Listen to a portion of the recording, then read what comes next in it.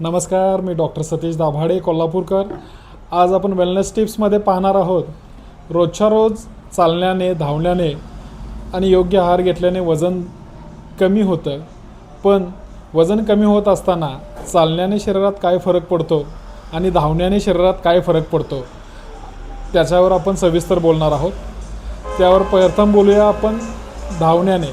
रोजच्या रोज धावल्याने, रनिंग केल्याने आपल्या शरीरामध्ये हृदयाची गती वाढते, हृदयाची स्पंदने वाढतात.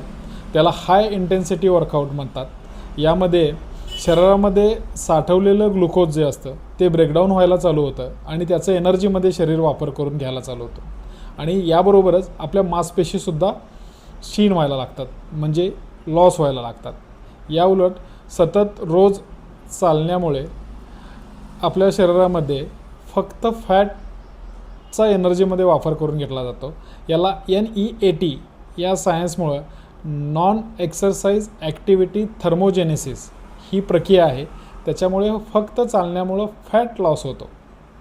पण हे दोन्ही करत असताना आपल्याला योग्य प्रोटीनयुक्त आहार घेतला पाहिजे, कारण आपल्या शरीराला आवश्यक असलेल्या प्रथिने, जीवनसत्वाची कमतरता भरून काढण्यासाठी योग्य प्रोटीनयुक्त आहार हा तितकाच महत्त्वाचा आहे.